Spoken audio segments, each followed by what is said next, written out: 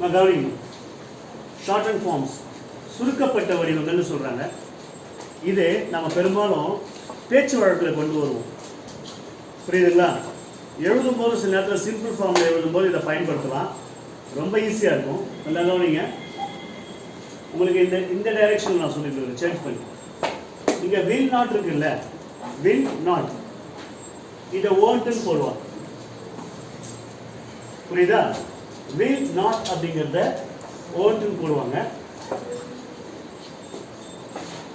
I would இல்லைன்னா ஐ had.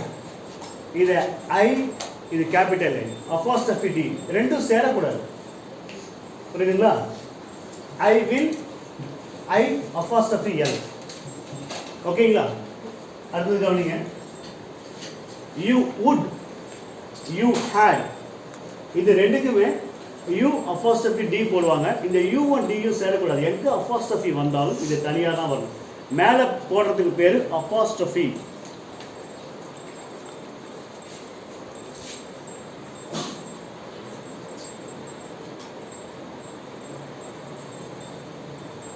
அப்போஸ்ட்ரோஃபின்னு சொல்லுவாங்க. பிராக்கெட்ல போட்டு இது மேலே வரும். புரியுதுங்களா? they have, they apostrophe ve. he would இல்லைன்னா he had, he apostrophe d. he is, he has, he apostrophe s. was not, wasn't, இது இன்ட்னு சொல்லுவாங்க. was not, wasn't. is not, isn't. இந்த நாட்டை வந்து n apostrophe t, n-ம் t-யும் சேராது, மேலே apostrophe இருக்கு. does not, doesn't. are not, aren't. இந்த are, n apostrophe t. would not, wouldn't, cannot, can't. ஓகேங்களா? முக்கியமான விஷயம் பார்த்தீங்கன்னா இந்த did not இருக்கு இல்லைங்களா, இதில் நிறைய பேர் didn't சொல்லுவாங்க. didn't கிடையாது, didn't. என்னது? இக்கு இல்ல, இட்டு சவுண்ட். didn't சொல்லுங்க. didn't. didn't இல்ல, didn't. ஓகேங்களா? இந்த படிக்கும்போது didn't. ஆக்சுவலா பாத்தீங்கன்னா இங்க உங்களுக்கு ஃபுல்லா இருக்கும், இங்க ஷார்ட் ஃபார்ம்ல இருக்கும். தெரிஞ்சுக்கிட்டீங்களா? இதை இந்த வடிவத்தில் எழுதலாம். இந்த ஃபுல்லா இருக்கிறத சிம்பிளா எழுதலாம். உங்களுக்கு எக்ஸாம் பாயிண்ட் ஆஃப் வியூவில் சொல்றேன். ஷார்ட் அண்ட் ஃபார்ம்ஸ்னு கொடுத்துருவாங்க. இதை கொடுத்துருவாங்க. இதுல இருந்து ஈஸியாக அதை பண்ணிடலாம். ஆனால் உங்களுக்கு எக்ஸாமில் வுட் அப்போஸ்ட்ரோஃபி டீன்னு கொடுப்பாங்க. நம்ம மைண்டில் ஞாபகம் வச்சுக்கிட்டு யூ யூ இந்த இடத்துல வந்து யூ அப்போஸ்ட்ரோஃபி டீன்னு இருக்கும். மைண்டில் வச்சுக்கிட்டு யூ வுட், யூ ஹேட் அப்படின்னு எழுதணும். இந்த இடத்துல தே அப்போஸ்ட்ரோஃபி விஇன்னு கொடுப்பாங்க. இந்த இடத்துல தே ஹேவ்னு எழுதணும்.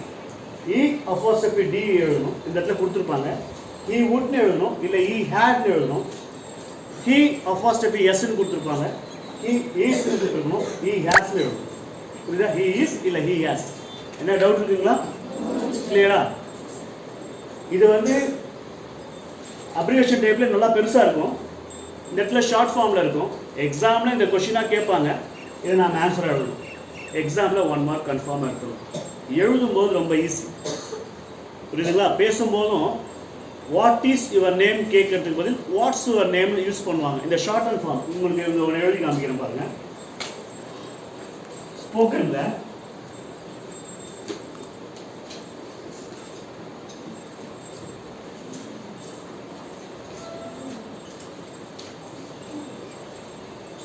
ஸ்போக்கன் இங்கிலீஷ் பேசும்போது வாட் இஸ் யுவர் நேம்னு கேட்க மாட்டாங்க.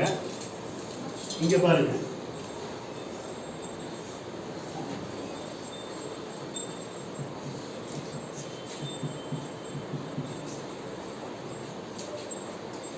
T apostrophe S.